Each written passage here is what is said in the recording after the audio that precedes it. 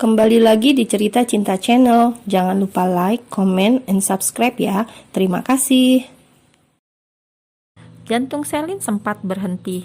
Dokter pun memakai defibrilator untuk memancing jantung Selin berdetak kembali. 150 jul. Tambah lagi jadi 200 jul. Para dokter berubah tegang karena jantung Selin masih berhenti. 300 jul, teriak dokter seraya meletakkan alat defibrilator atas dada Selin. Bip, bip, bip. Bunyi jantung Selin stabil, mata Selin terbuka, perlahan membuat perawat yang melihatnya pun terkejut. "Dokter, pasiennya sadar," ujar perawat itu, membuat dokter segera menyenter mata Selin. "Bu, apa Anda bisa mendengar saya?" Samar-samar Selin mendengar suara dokter tersebut. Matanya belum bisa terbuka lebar, pandangannya masih buram. "Anakku, anakku," Selin hanya mampu bergumam pelan, lalu kembali pingsan. Tak berselang lama, dokter keluar dari ruangan Selin. Wajah mereka tampak cerah bersemangat seperti memiliki kabar baik. Margaret pun tak kalah bahagia sebab yakin kali ini menantunya itu akan sadar dari koma. "Bagaimana keadaan menantu saya, Dok?" tanya Margaret semangat. "Alhamdulillah, menantu Anda baik-baik saja, Bu. Tadi sempat tubuhnya mengalami kejang-kejang dan jantungnya berhenti mendadak.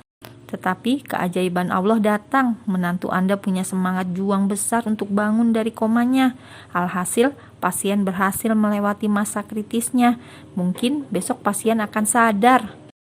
Dokter tersebut menjelaskan dengan cara terperinci, membuat Margaret tidak bisa menahan senyumnya. "Ternyata ideku memang berlian, bisa membuat orang koma langsung sadar," gumam Margaret pelan, masih terdengar oleh dokter tersebut, membuatnya penasaran pada ide berlian Margaret. "Boleh saya tahu apa ide berliannya, Bu?" tanya dokter penasaran. Dengan raut wajah angkuh dan dagu terangkat ke atas, Margaret berkata lantang dengan penuh percaya diri. "Sebenarnya ide saya ini rahasia, tapi karena Anda penasaran, saya akan memberitahukannya, biar Anda tidak mati penasaran. Ide berliannya adalah saya mengatakan pada menantu saya, kalau dia tidak sadar dari komanya, anaknya akan saya beri nama Juminten. You see, menantu saya langsung melewati masa kritisnya," jawab Margaret panjang lebar, membuat dokter tersebut tak tahu harus tertawa atau menangis. "Pantas menantunya tadi memanggil anakku, anakku.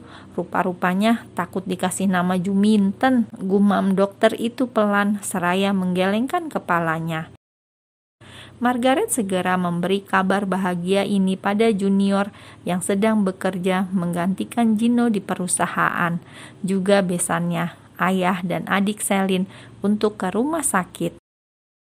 Mereka semua sangat bahagia sebab anak mereka kembali sadar setelah sekian lama koma. Matahari terbit dari timur. Cahaya keemasannya masuk ke dalam celah-celah jendela kamar rumah sakit. Suasana ruangan itu diliputi kebahagiaan karena Selin telah sadar dari komanya. "Alhamdulillah, Sel, ayah bahagia kamu sudah sadar." Jafar memeluk lembut anaknya. Pria tua itu meneteskan air matanya karena merasa sangat bahagia. "Selin harus sadar ya, kalau enggak siapa yang akan menjaga putri Selin?" ujar Selin pelan, membuat Margaret gugup, sedangkan keluarga yang lainnya merasa tersinggung. "Tentu ada kami, Nak. Kami semua dengan senang hati menjaga putrimu. Selama di rumah sakit, kami menjaganya bergantian agar dia tidak ditukar atau diculik seperti di sinetron," ujar junior dengan nada tegas, membuat Selin mengerucutkan bibirnya. "Tapi kata mama kemarin gak ada yang mau jagain anakku, Pa." Wah, Selin menangis, membuat Jafar memeluknya erat. Sedangkan junior dan lainnya langsung menatap tajam ke arah Margaret seolah-olah ingin menelannya hidup-hidup. Margaret pun tertawa cengengesan seraya mengangkat dua jarinya ke atas kepala. Hehe, aku sengaja mengancam Selin agar dia punya semangat juang untuk sadar. Sekarang Selin sadar, berarti rencanaku berhasil. Margaret membalasnya dengan santai, membuat mereka semua geleng-geleng kepala karena Margaret sangatlah aneh. Bahkan selama ini, Margaretlah yang sangat sering menjaga bayi mungil itu. Dia yang paling setia di rumah sakit, karena Margaret tidak mau pulang ke rumah. Setiap malam, dia tidur hanya 4 jam. Tak jarang, dia menjenguk ruangan Gino tengah malam. "Tah, aku harus bangga atau tidak, Mah?" gumam Junior pelan, membuat mereka semua terkekeh kecil. "Mah, bayiku mana?" tanya Selin tak sabar ingin bertemu dengan putrinya. "Anak kamu masih tidur. Tadi Mama mau bawa dia kemari, tapi kasihan. Kita tunggu 2 jam lagi saat dia sadar. Baru nanti Mama bawa dia ke sini," balas Margaret cepat, membuat Selin mengangguk kepalanya lemah. Dia melihat ke segala penjuru ruangan, tak menemukan kehadiran Gino. Selin tersentak kaget. Bayangan saat Gino luruh ketika melihatnya pendarahan terlintas begitu saja dalam benaknya. Apa yang terjadi pada suaminya saat itu? Lalu di mana suaminya sekarang? Siapa yang menyakitinya saat itu? Berbagai tanda tanya timbul dalam benaknya, membuat Selin gelisah. "Kamu kenapa, Mak?" tanya Jafar ketika melihat raut wajah gelisah putrinya. "Mas Gino di mana ya? Kenapa dia tidak ada di sini?" tanya Selin cepat, membuat wajah mereka semua tegang.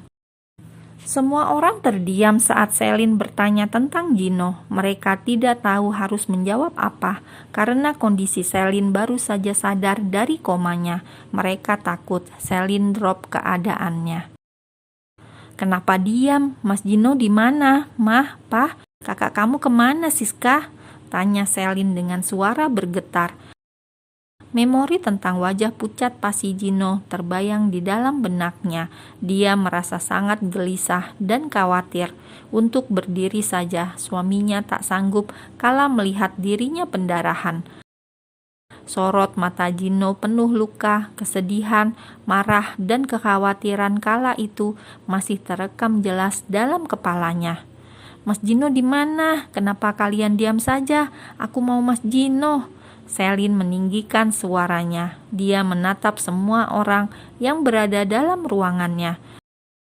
Tak ada satupun yang menjawab. Tanpa sadar, butiran kristal membasahi pipi Selin.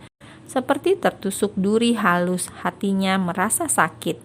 "Gino koma, Sel," jawab Margaret hati-hati, membuat Selin terkejut. Dek, sejenak Selin merasa waktu berhenti. Wanita cantik itu mencoba mencerna apa yang terjadi. Suaminya koma, sang pujaan hati menutup matanya untuk sementara. Terjebak di dalam ilusi mimpi yang tidak tahu kapan akan membuatnya kembali membuka mata. Kenapa? Kenapa Tuhan menjadikan kisah cinta mereka rumit seperti ini? Mengapa ada orang jahat yang tega melukai dirinya? "Koma," gumam Selin pelan, nyaris tak terdengar. "Kok bisa? Apa traumanya kambuh?" tanya Selin lagi dengan suara yang lebih jelas. Margaret menganggukkan kepalanya lemah. Wanita tua itu juga ikut menangis. Dia menceritakan tentang keadaan Gino pada Selin, membuat wanita itu merasa bersalah. Andai saja waktu itu dia kuat dan bisa melawan, pasti dirinya tidak akan pendarahan. Andai saja dia tidak ke toilet, pasti semua ini tidak akan terjadi. "Aku ingin bertemu dengan Mas Gino, Mah. Bawa aku ke ruangannya," pinta Selin dengan suara bergetar menahan tangisnya. Hati Selin dipenuhi rasa rindu tak bertepi, ingin sekali bertemu dengan sang pujaan hati. Gino merupakan sosok suami istimewa, rupanya gagah, bak raja, hatinya baik, bak dewa. Dia pandai memperlakukan Selin hingga membuat wanita itu merasa menjadi ratu di dunia nyata.